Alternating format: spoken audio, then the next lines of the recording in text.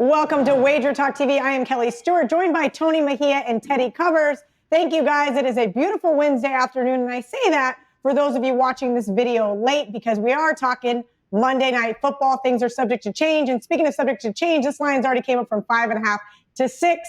Total 45 and a half here in Las Vegas. Tony, I'm going to go to you first.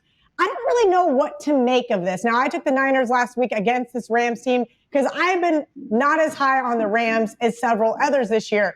But the Bears, you can make a case for who have the Bears beaten. I thought the Bears were rather impressive on Sunday, and I hope that my biases aren't baiting me into the dog here. Your thoughts on the side?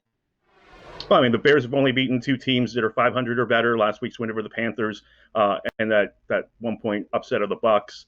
And, you know, the Rams are 4-0 against the NFC East and 0-2 against everybody else. So your guess is as good as mine. I love your philosophy of taking points when it seems like there's abundance of them.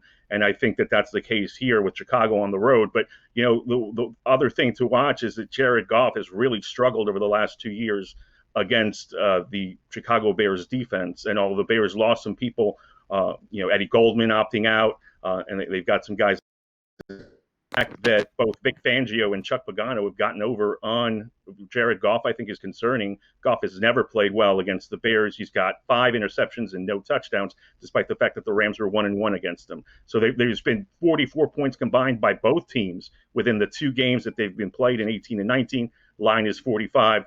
So you make your own determination on that. Yeah, Teddy, this one's tough for me in regards to the total, but you have an opinion here, so I'm excited to hear it. Yeah, so, I mean, I thought Tony made an excellent point there talking about Jared Goff versus a good defense. Right? I don't want Jared Goff versus a good defense. And the Bears have a good defense. Say what you want about their offense. I mean, Allen Robinson is sick. Allen Robinson's as good as any receiver in the league. David Montgomery's okay. Jimmy Graham is still alive. I keep waiting for Anthony Miller to blow up. With Nick Foles and the offensive line in front of him, the Bears are what they are. Okay, they're not going to win shootouts.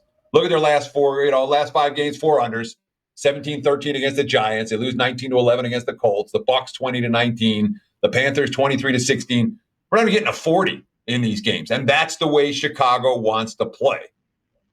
It's worth noting, with the Rams off a loss, say, this is a bounce back spot for LA. This team's 22-10 the last 32 regular season ball games. And yet they've had 3 losing streaks of 2 or more games.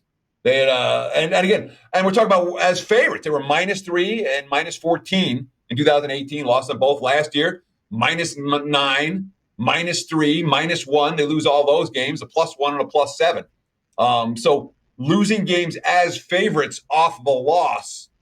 This is not a bounce back team for LA. And we don't trust Goff versus a good defense. Lean Bears, lean under for this one. We'll obviously see how things progress between now and Monday night. But this is not a favorite that I trust to score points against a good defense. Tony talked about the recent meetings. The Rams haven't been able to do anything against Chicago offensively. I'm not convinced that that changes in 2020. Thank you, too, for joining me. Tony Mejia, at Mejia Dinero on Twitter, and Teddy Covers at Teddy_Covers. Make sure you're giving both of these guys a follow. And do not forget to head over to our YouTube channel and check out all of our other videos.